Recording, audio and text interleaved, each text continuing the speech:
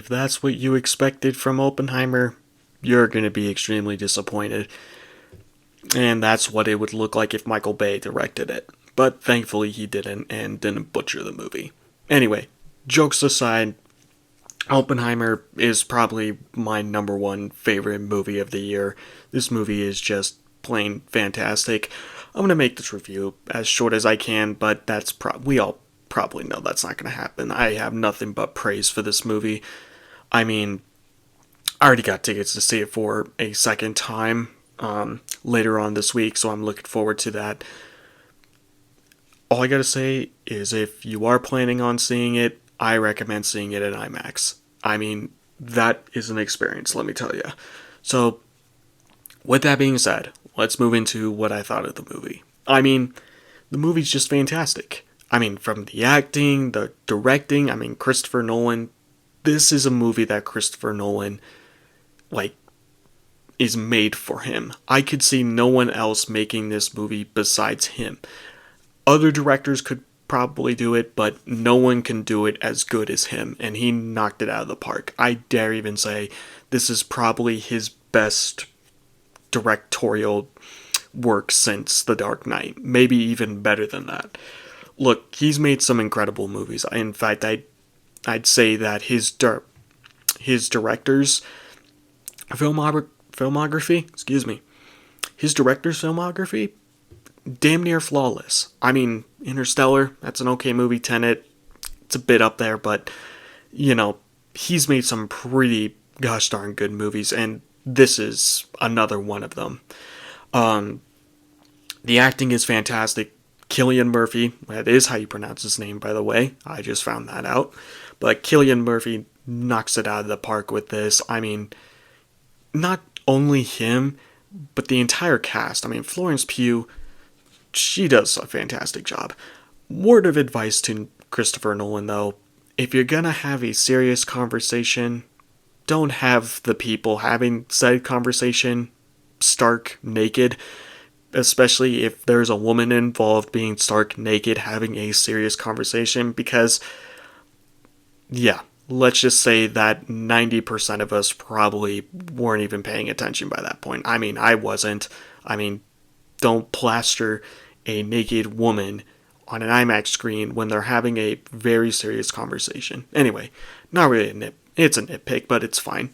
It's Christopher Nolan. I mean, giving Christopher Nolan a nitpick is like giving you'd have better luck just like throwing dirt at the guy. That's how much it hurts him. But I mean, it's just a small nitpick. You know, I mean, there's not a whole lot to say. I mean, I will say that I know there's been some stories along with Oppenheimer's real life grandson did say that the whole spoilers if you haven't seen the movie, but if you know of the guy, you know exactly what I'm talking about. Where, I mean, it's been said that he tried to poison his professor at one point when he was still in his university, and they did portray that early on into the movie. I mean, I wasn't there in history, obviously, but I mean, I did find that a tad bit weird, but again, I don't know much about, the actual Oppenheimer besides the fact that he did create the atomic bomb. And that's the other thing why I really love this movie is that I do like historical movies or movies based on actual historical events. I mean, even if they're, fictional, like Saving Private Ryan, that's completely fictional. But I like historical movies. I like going back to that time period because, I didn't know what that was like besides what was being taught in the history books.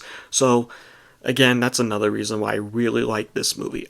And what I also really like about this movie, and one of my biggest fears about this movie, is the fact that this movie is 3 hours long and a majority of it is talking.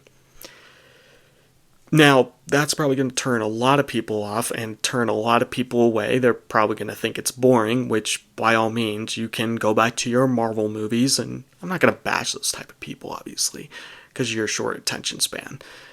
It's because TikTok kind of ruined a lot of people's attention span.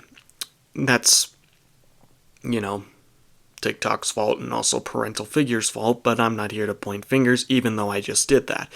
But that's, I don't even know what point I was going to make, but that's regardless. I know a lot of people are going to say it's boring. I mean, the movie is 3 hours and not a whole lot happens. Except 2 hours in, that's when you get the actual Trinity bomb testing. Another issue that I've seen people complain about is the fact that, you know, there's not a whole lot of, I mean, they don't show a sequence of the bomb being dropped on Nagasaki. I'm just going to immediately say that this movie is through Oppenheimer's eyes. I mean, he didn't experience it. This is through his eyes, his lens. I mean, I didn't expect them to even show a sequence with them dropping the bombs on Nagasaki frick, what's the other city they dropped it on? I'm sure it'll come to me. But you know, it's no big deal, honestly. The fact that this movie holds my attention so much is how invested I am.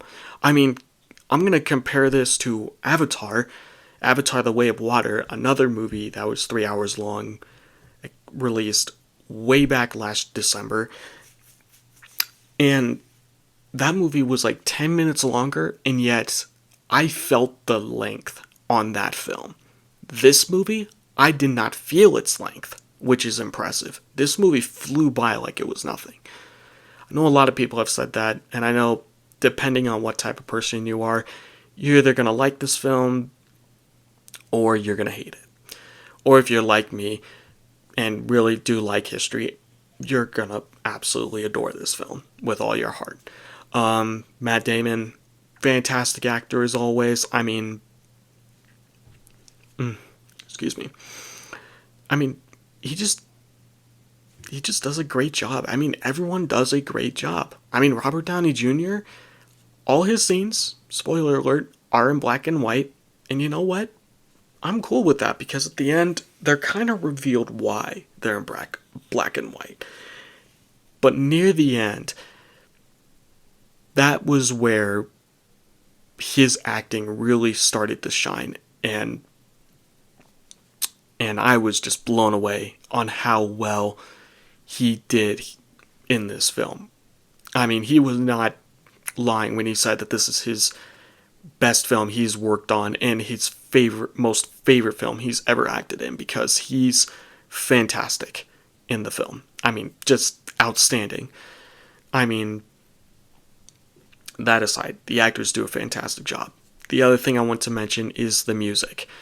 The guy who did the music, I'm not going to pronounce his name because I'm going to butcher it, but he also did the music for Nolan's last film, Tenet.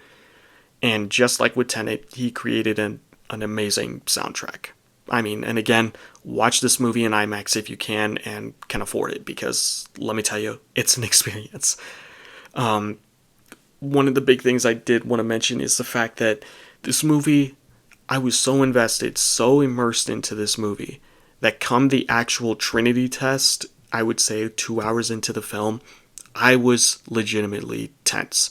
I mean, edge of my seat. I mean, and I wasn't worried about the loud sound. I was so immersed that I didn't know how this was going to be portrayed. I knew that nothing bad was going to happen looking back, but in the film, I was so immersed. I mean, it was like I was in the character's, point of view. It's like I was there during the testing. I mean, my palms were sweating. My heart was racing. I mean, if I looked at my watch, my heart rate was probably at, I don't know. It was definitely fast. I mean, my heart was beating out of my chest during that sequence. And yes, when the bomb actually goes off, you do eventually get a very loud boom noise, which, thanks to the IMAX auditorium, they delivered on that big, loud ass boom. And it's freaking awesome, I'm going to admit. It did get me to jump a little bit, but it is pretty cool.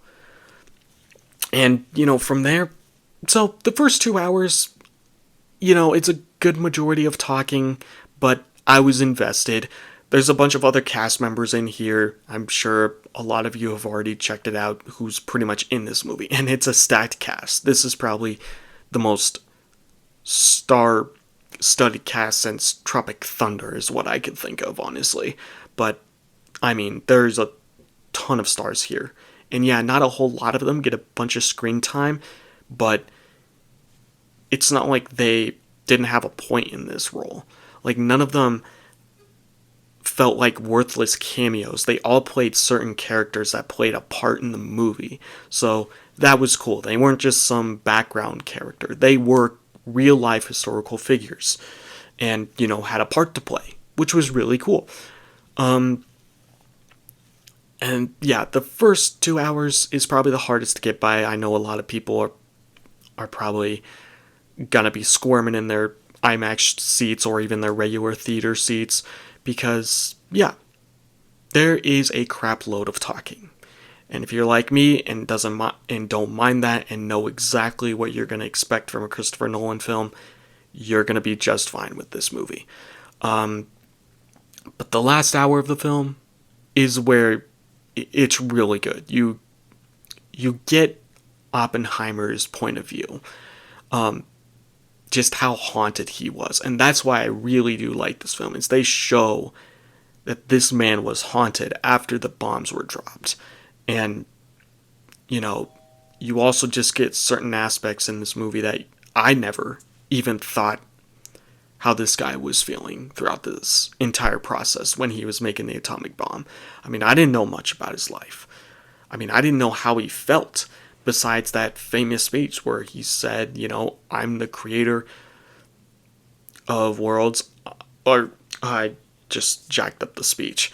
I'm the destroyer of worlds, basically. Now I've become death, the destroyer of worlds. His famous speech. That's the extent of what I've got from the aftermath of those bombings. But in this movie, it portrays that. It portrays a trial.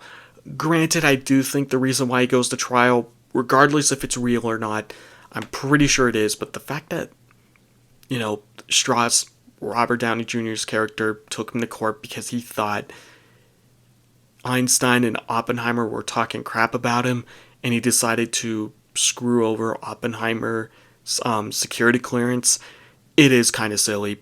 But if that's what happened in real life, then my god, that's just hilarious to me.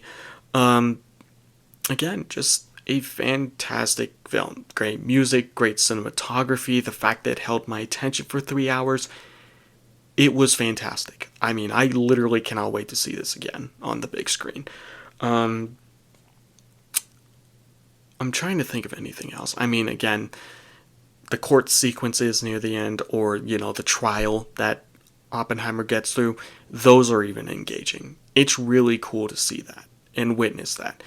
The sex scenes are awkward, but, they don't impact the movie that much. I know a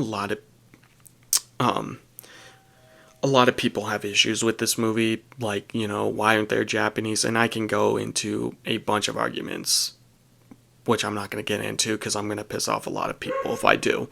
But, this is about the character of Oppenheimer. So I'm going to put that to rest. This is about Oppenheimer's character. I'm not exactly sure if he, interacted with Japanese people, but you know what? If that's your biggest complaint of this movie, then please read a history book. I mean, it's just like the fact that there were so many people, complaining how there's, no people of certain cultures in this movie, which I've heard this complained quite a bit. I'm sorry, I'm going on a tangent here. I know you wanted to hear my opinion on the movie, but it's just something I figured I'd mention because it's just silly the fact that people do believe that. So I'm gonna drop it from there. You guys can probably look it up. That ton of people have issues with that. I don't personally. Um, Now in terms of the Barbenheimer stuff, with the Barbie movie and the Oppenheimer movie, I've heard stuff about Barbie. I'm not gonna watch Barbie, and not because I'm a male. I've just heard very mixed stuff about it. Critics aside, and you can call me what you like. You can, I mean, I just even I've just heard that the movie just pushes a message that is already over pushed in Hollywood films, and it, it it's just detrimental to the industry and it seems like that's why I'm scared you know about the futures, because I feel like more movies like this or more movies like Barbie, they're gonna make women hate men to the point where just bad things are gonna happen.